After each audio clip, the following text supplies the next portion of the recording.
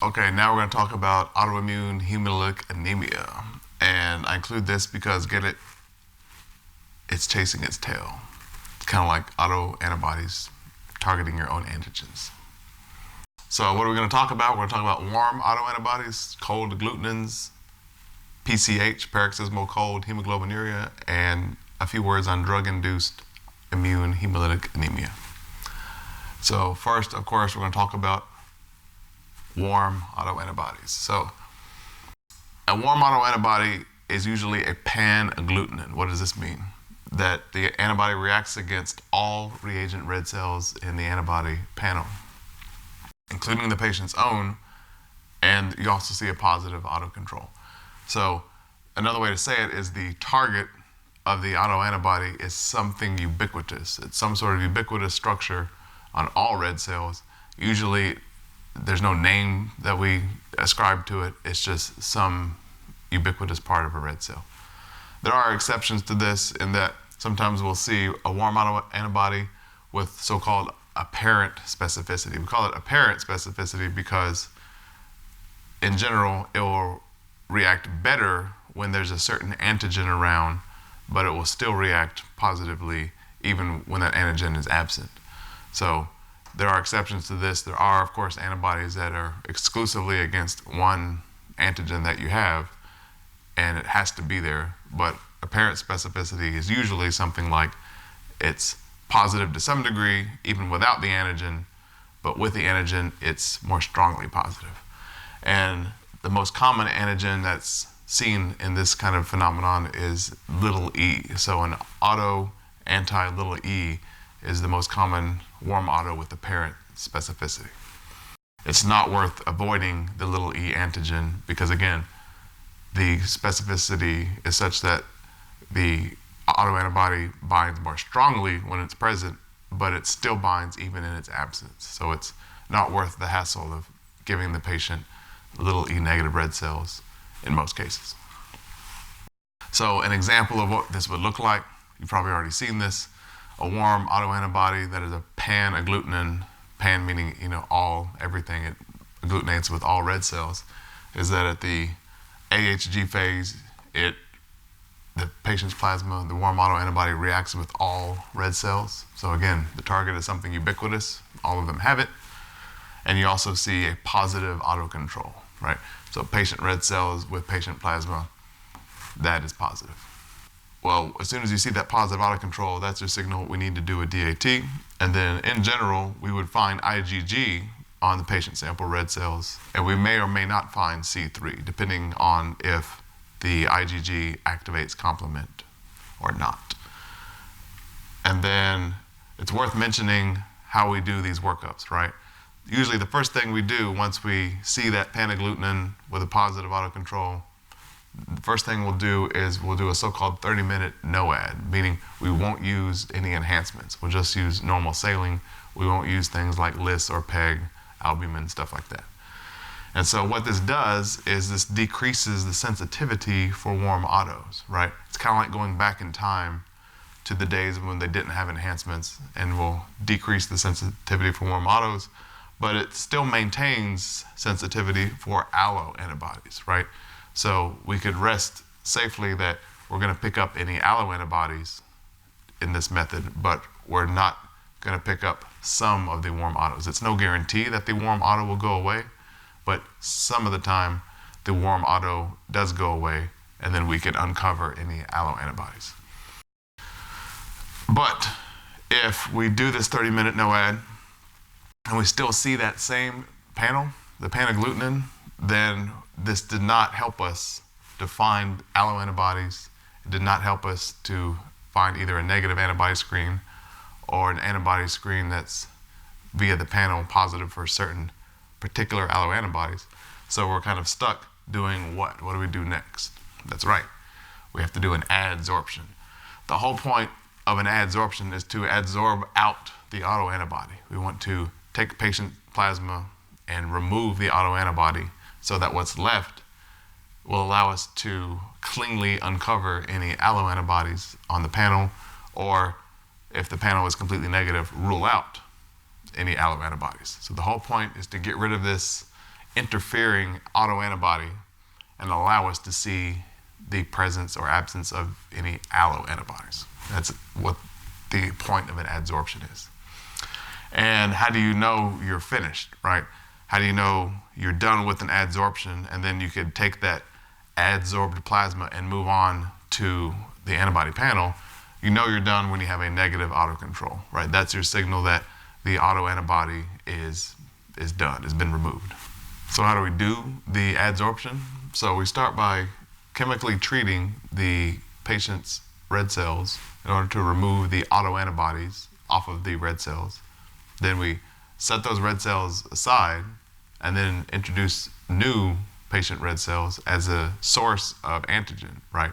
So the whole point here is we continually keep using the patient's own red cells as kind of like a sponge to selectively remove the autoantibody, right? So we'll selectively remove the autoantibody over and over until the autocontrol is negative. Once the autocontrol is negative, and we go through this process repetitively, sometimes it takes a few times, sometimes up to 6, 7, 8 times, then what we're left with is basically patient plasma minus the autoantibody.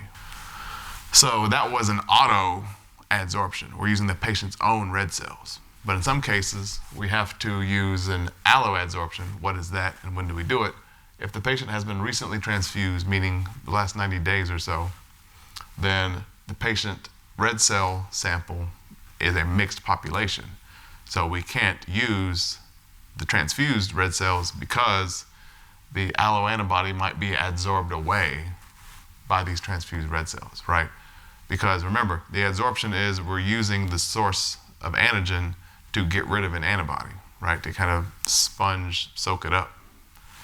So if we have some transfused red cells, let's say they're big K positive, and the patient indeed has a big K antibody, we don't want to use that big K antigen as a source to remove the anti-big K antibody, because when we're at the end here, we will have adsorbed out the anti-big K antibody, and then this will be gone. And then when we put adsorbed plasma onto a panel, it will be negative, but it will be falsely negative because we have removed the patient's anti-big K antibody using those big K positive transfused red cells. So, long story short, instead of using the patient's own red cells, we have to use reagent red cells. So we have to use reagent red cells, not patient sample red cells, if there's a history of recent transfusion in the last, say, 90 days. And we usually do 3 different reagent red cells in parallel. So we'll do one adsorption with patient plasma and one reagent red cell, a second one with patient plasma and a different reagent red cell, and then a third one with patient plasma and a third kind of reagent red cell. And the main principle to keep in mind when we do an alloadsorption is that at least one of these reagent red cells needs to be negative for each antigen. When I say each antigen, meaning each cognate of a clinically significant antibody. For example, we would not want all 3 of these reagent red cells to be positive for, let's say, the big K antigen. So if all 3 were positive for the big K antigen, that would mean if the patient had anti-big K, then we will have adsorbed it out of each of those 3 adsorptions, and in those 3 panels, we will not be able to see the anti-big K. So at least one of those needs to be negative for the big K antigen, and so on for each of the cognates to all the common clinically significant antibodies. This is just one combination of red cells you could use for an alloadsorption. These are negative for the little c antigens. Right? These are negative for little c antigen. So we have one of these 3 red cells that is negative for the little c antigen, right? Because the second one, R2, that's little c big E. So that's little c positive. And then this last one, little r, that's also little c positive, because that's little c, little e. And then if you move on to, okay, that one's big K positive. These other two are big K negative. The first one is JKB negative, and that's the only one that's JKB negative. The other two are JKB positive, and so on. So what you're trying to do is make sure, okay, we want to make sure that at least one is negative for every antigen that's a cognate to a clinically significant antibody. And it's basically the same principle as I showed before, but instead of doing an autoadsorption where we're treating the patient red cells and continually using the patient's red cells as an antigen source to remove autoantibody until we get to the negative autocontrol, here we're using, again, 3 adsorptions in parallel for an alloadsorption, and we're using 3 reagent red cells. So everything else is the same, but there's 3 of them in parallel, and we're using store-bought, reagent red cells, not the patient sample red cells. And the main idea is exactly the same. For each of these, we keep chemically treating and using these reagent red cells until the autocontrol is negative. It's called autocontrol even though it's reagent red cells. But until there's no longer any reactivity with that autoantibody and these reagent red cells, we keep adsorbing away. And then, again, the sum of all the panels results is the patient's final result.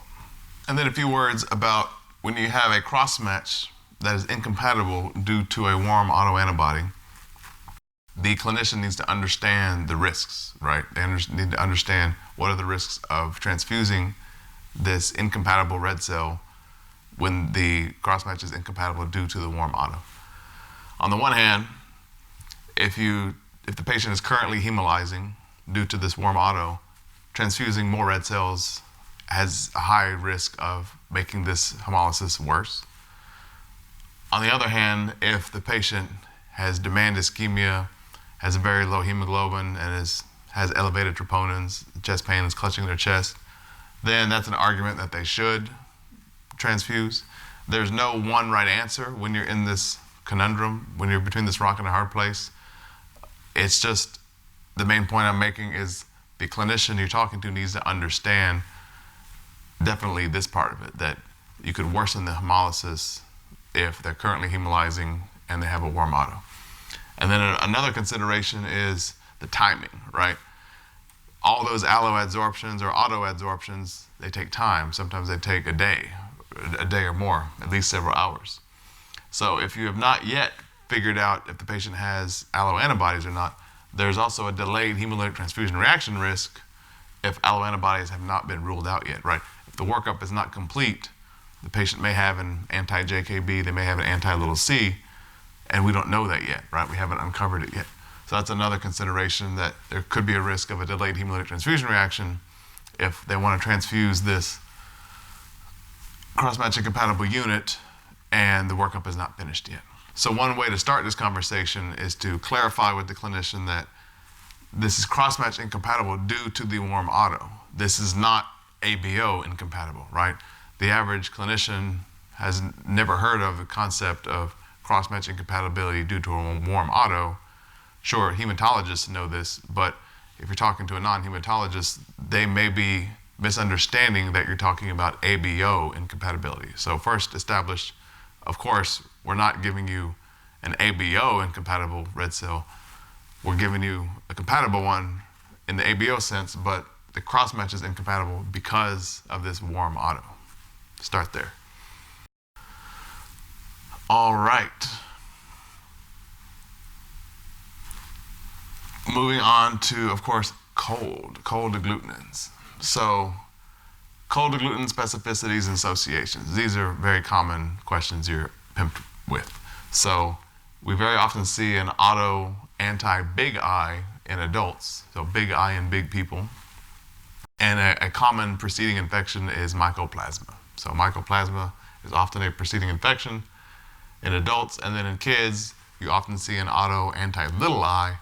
So little I in little people, and very often Epstein-Barr virus or infectious mononucleosis is a common preceding infection. And then how can a cold agglutinin mess up lab testing? Well, your red cell indices can be unreportable, right? Your MCV, red cell count, and hematocrit, which is calculated from those two, aren't reportable because the MCV is crazy large and the red cell count is crazy low. But you can report the hemoglobin because you have to lyse the red cells, right? It generally doesn't matter how the red cells were arranged before you lyse them. The hemoglobin is generally reportable and accurate. And cold agglutinins may cause false positives in abiotyping, right? Because think about it, the endpoint is agglutination. And so if it's cool enough of a temperature, you may see positivity even when it's not there. And then you may or may not see a positive antibody screen. You could generally get rid of these cold agglutinins because we do generally all of our testing at 37 degrees. So you could have a cold agglutinin and a negative antibody screen. In other cases, you could have a cold agglutinin that is either incompletely warmed away or binds at 37 degrees in rare cases and causes a positive antibody screen. And if you're interested, you could do testing in colder temperatures to clarify if the patient has a cold agglutinin. But keep in mind that most cold agglutinins are benign, right? They don't cause hemolysis. They just cause some agglutination at room temperature, but nowhere near body temperature. And then if you do a DAT, you'll often see C3 positivity only, right? So C3 positivity by itself, that typically means that IgM was here. So IgM typically binds, activates complement to some degree, not necessarily all the way to C9 and the membrane attack complex. So bind, activate, complement to some degree, then disassociate. So C3 is kind of a left behind marker, surrogate marker that IgM was here. And then if you're interested in looking at the range of binding temperatures, right? For example, if you have a patient who's anemic, they're hemolyzing, and then you suspect it's due to a cold agglutinin, typically because of other clinical findings, then you could do a cold agglutinin screen, right? And if that's positive, then you could do a range of binding temperatures. This is formerly called the thermal amplitude, which is just a fancy term for a range of binding temperatures. And it's typically at 4 degrees, 20, 30, and 37. And so what's the utility of this thermal amplitude test? Well, if you have a wide thermal amplitude, meaning this cold agglutinin binds at 30 degrees, and in particular at 37 degrees, that is the best predictor of the hemolytic potential of a cold agglutinin. Remember, most cold agglutinins are benign. They don't cause hemolysis. But the ones that do almost always bind at 30 degrees at least, and very often at 37 degrees as well. So moving right along, I couldn't find any dog or cat picture that has anything to do with paroxysmal cold hemoglobinuria. But I did find a picture of the PCH, PCH, paroxysmal cold hemoglobinuria, and this is the PCH, the Pacific Coast Highway. And I figured, okay, how can I put a dog or cat here?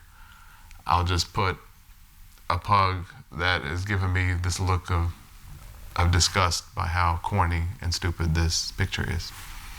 It's the best I could do. So PCH, paroxysmal cold hemoglobinuria, this is caused by an auto-anti-P, so auto-anti-P antigen. And this is a biphasic IgG. This is a little bit of a weird antibody. Biphasic meaning it binds in cooler temperatures, usually in the extremities, right, the hands and the toes, and it hemolyzes warm.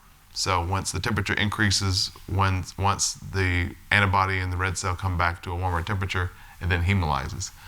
And this is because it activates, complement, dissociates, and then there's usually a relatively brisk intravascular hemolysis.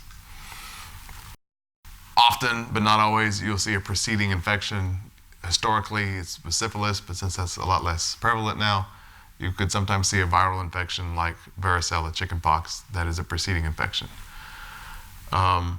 You would think about the possibility of PCH. Again, it's rare, but you would think about it if you see no cold agglutinin manifestations, right?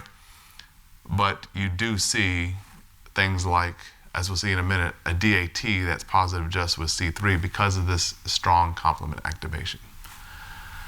The good news is it's usually self-limited and you just treat with supportive care and generally the patient's okay. So when we do the DAT in a patient that has active PCH, remember this cause is an IgG. An IgG, autoantip, is causing this problem, but the result is an exception to the usual rule.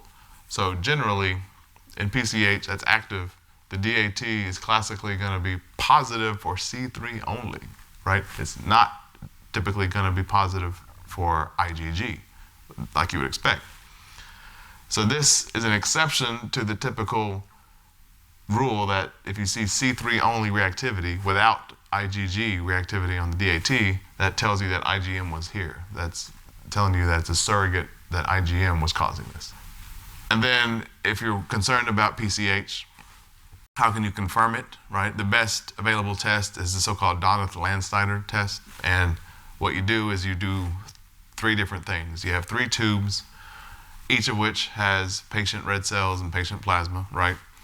And then you incubate one of them in the refrigerator. You incubate the second one in a 37-degree water bath. And then you incubate a third tube first in the refrigerator and then in the 37-degree water bath. So you're trying to take advantage of the biphasic nature of this antibody. So it's a functional test, it's a functional assay. If you see red plasma, if you see evidence of hemolysis, only in the tube that went from cold to warm, right? Binds cold, hemolyzes warm, and you don't see any evidence of hemolysis in the one in the refrigerator or the 37-degree water bath, that is confirmation that this is indeed PCH. Pugs and not drugs. So speaking of drugs, we're going to talk about drug-induced hemolytic immune anemia. So this is usually meant to be distinct from an antibody drug that directly causes hemolysis, right?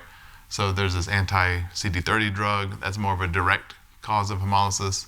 Things like Rogam and Winro, they can cause more direct hemolysis.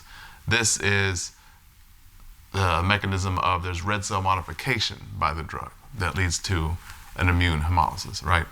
So the key thing to remember when thinking about this drug-induced phenomenon is the phenomenon requires the drug. So it requires the drug to cause this phenomenon in the patient, and it also requires the drug to modify the red cells if you do any lab testing, right? If the drug is not there modifying the red cells, then you could have a false negative result. So it needs the drug in lab testing. But it is worth knowing some very common drugs, some very common drug classes that are seen in this phenomenon: cephalosporins, penicillins, and beta-lactams. So broadly speaking, antibiotics are a common class. And platinums. Platinums is also less common than these antibiotics, but it's certainly worth remembering. And then what do you see when you do lab testing? Well, you're going to see a positive DAT. And why do you see a positive DAT? Well, because what's a DAT? You're mixing patient plasma with patient sample red cells. So those patient sample red cells have been modified by the drug. But very often, the antibody screen is negative, right? Assuming the patient doesn't have any other alloantibodies or have any autoantibodies, this drug phenomenon would not cause by itself a positive antibody screen. And why is that? Because what are we mixing together in an antibody screen? We were mixing patient plasma, which is fine, and reagent red cells, which are also fine. So the drug is not present. The drug-modified red cells are not present. And very often we'll see compatible cross-matches for the same reason. Because what are we mixing together? Some of the red cells from one unit of red cells and patient plasma. Again, there's no red cells that have been modified by the drug. Also keep in mind that this phenomenon is extremely rare, right? It's generally not worth pursuing lab testing for this. It's roughly 1 in a million as a incidence. And another way to say the same thing is that the DAT is more likely to be positive due to reasons other than this drug-induced immune hemolytic anemia, right? So you could have in hospitalized patients 5%, 10%, up to 15, 20% DAT positivity just in sick patients that's unrelated to any drug-induced hemolytic anemia. So you can have true, and unrelated. That's a lot more common than the DIHA causing this.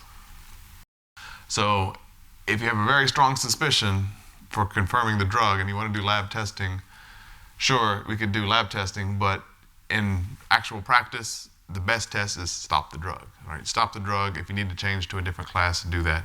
But that's generally the best test. Just stop the drug and see if the patient improves. But if you really need that drug, or you really need to confirm this for some reason, you can do reference lab testing with the drug added, and/or the drug metabolites.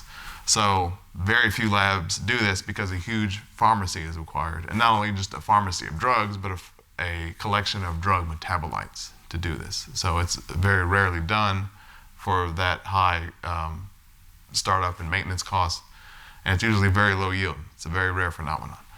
For further reading, check that out, and that's all I have. Exactly, that's probably how you feel by now. But I'm done with warm autoimmune hemolytic anemias. Check out the quiz, make sure you have paid attention and learned something.